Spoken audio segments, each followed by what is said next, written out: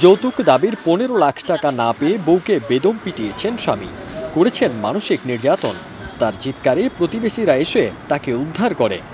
Medical পড়ুয়া স্ত্রী আমিনা খাতুন এমনই অভিযোগ তুলেছেন স্বামীর বিরুদ্ধে।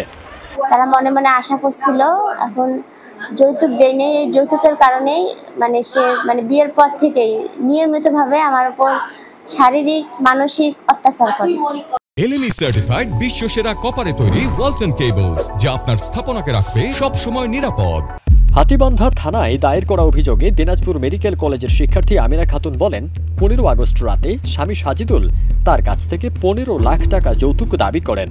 কথা কাটাকাটির এক পর্যায়ে তার স্বামী তাকে রড দিয়ে পেটান, করেন শ্বাসরোধের চেষ্টাও। চিৎকার শুনে প্রতিবেশীরা এসে ভুক্তভোগী নারীকে উদ্ধার করে হাতীবান্ধা হাসপাতালে ভর্তি করেন। অনেক বাধ্য করে মাটিতে ফেলে আমার গায়ের উপর উঠে চড়ে বসে আমাকে মাথায়, হাতে, পায়ে, আমার সারা শরীরে অনেক আঘাত করে আমি একদম আমার টুটে চিপে ধরে আমার শ্বাসরোধ করার চেষ্টা করে। অন্যদিকে অভিযুক্ত স্বামী সাজিদুল ইসলাম তার স্ত্রীর এসব অভিযোগ মিথ্যা ও উদ্দেশ্য প্রণোদিত বলে জানিয়েছেন। তিনি বলেন, এটি সম্পূর্ণ মিথ্যা ও ভিত্তিহীন। তার দাবি, এ ঘটনার সাথে যৌতুকের কোনো সম্পর্কই নেই। ঝামেলা হয়েছে স্বামী স্ত্রীর পারিবারিক কলহ থেকে। ওইখানে যৌতুক সম্পর্কিত কোনো কিছুই হয় নাই, শুধুমাত্র স্বামী স্ত্রীর ভিতরে মনোমালিন্যের কারণে দাম্পত্য কলহ সেটাই। হাতীবান্ধা থানার ওসি মাহমুদুন নবী জানিয়েছেন, স্ত্রীর অভিযোগ অনুযায়ী মারধরের সত্যতা মিলেছে। এ ঘটনায় অভিযুক্ত স্বামীকে গ্রেপ্তারের চেষ্টা চলছে।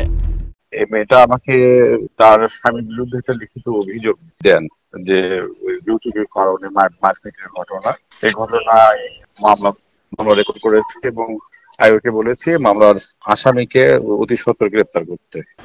বিশেষজ্ঞরা বলছেন, সাম্প্রতিক সময়ে অনেক নারী মিথ্যা যৌতুক মামলার অভিযোগ এনে স্বামীকে হেনস্থা করছেন, যা সামাজিকভাবে এক ধরনের নতুন সমস্যার জন্ম দিচ্ছে। ফলে আসলেই এটি যৌতুকের মতো ভয়াবহ সামাজিক ব্যাধির আরেকটি ঘটনা, নাকি অন্য কোনো পারিবারিক বিরোধ থেকে সৃষ্ট সহিংসতা এটি? সে প্রশ্ন কিন্তু থেকেই যায়।